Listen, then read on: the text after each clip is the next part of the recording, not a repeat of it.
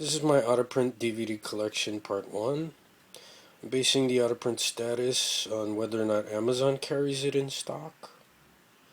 I'm not talking about fulfilled by Amazon, but whether or not it's actually sold by Amazon. And it only applies to these particular versions by these specific studios like Anchor Bay. Some of these have been re-released, I guess under different labels. First we have Cemetery Man, Italian zombie movie starring Rupert Everett. It's kind of an artistic zombie movie, but it's still good. There's still a lot of gore. Next is Sleepaway Camp. You guys should all know Sleepaway Camp. If you don't, it's a classic slasher movie.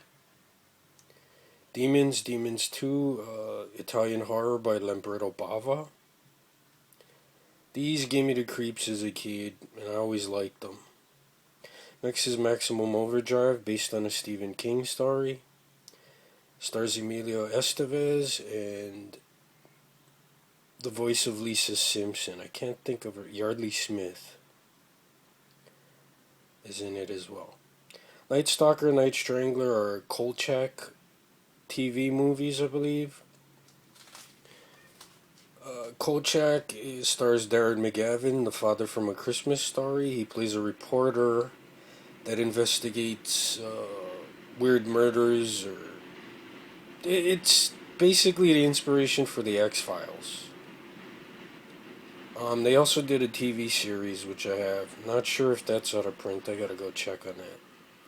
Next is The Stand, the miniseries based on the Stephen King book, starring Gary Sinise, Molly Ringwald. Who else was in it? Dauber from Coach. A whole bunch of people's in it. It was good. I like the book better, of course. Night of the Comet, zombie movie from the 80s. Love this one too. Eat the Rich, British class warfare movie basically. It's a black comedy. Very funny. You'll recognize a lot of people if you're into British film or TV. There's Robbie Coltrane, who played Hagrid in the Harry Potter movies. He makes a brief appearance. French and Saunders, I believe, make an appearance in this as well. Nigel Planer from The Young Ones. It's really good. Oh, Lemmy from Motorhead is in that one too. Tenth Kingdom was a fantasy fairy tale miniseries. I think ABC did it. It's pretty good. John Larroquette, Ed O'Neill is in it, Rutger Hauer. Next is the Kids in the Hall Brain Candy film. It was a Kids in the Hall movie. It's actually really funny. I don't think it did too well at the box office. The following is The Day After, a nuclear holocaust movie back in the early 1980s. I was probably about 10, 11 years old when this came out, and it freaked me out. I was afraid of dying in a nuclear holocaust back then. Space Amoeba, I think it's a Toho movie, I'm not sure. It's one of those monsters from space, Godzilla type of things. Monster X Strikes Back, it's a spoof on the kaiju movies. It's more recent. I think it was made within the last 5 years or so. 5 to 7 years, I think. Space Truckers, most people don't like this one. I like it. It stars Dennis Hopper, Stephen Dorff, and the title is self-explanatory. The Space Truckers.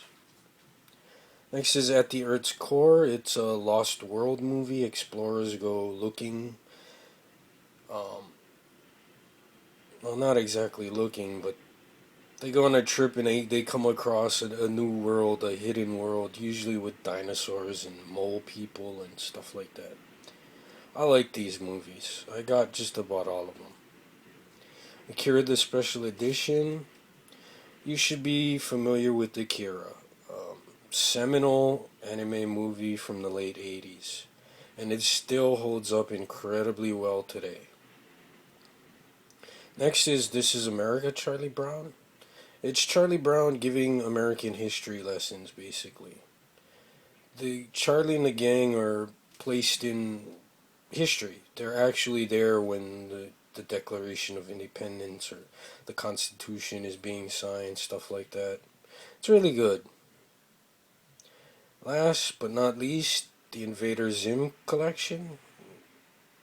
It's a shame Nickelodeon canceled this. It was a very bizarre, somewhat disturbing. It could be disturbing at times, especially the one with the organ stealing episode. For those who've seen it, you'll know what I'm talking about. If you haven't seen Invader Zim, I'd go check it out. It's really funny. Well, that's it for part one. Comment, subscribe, whatever.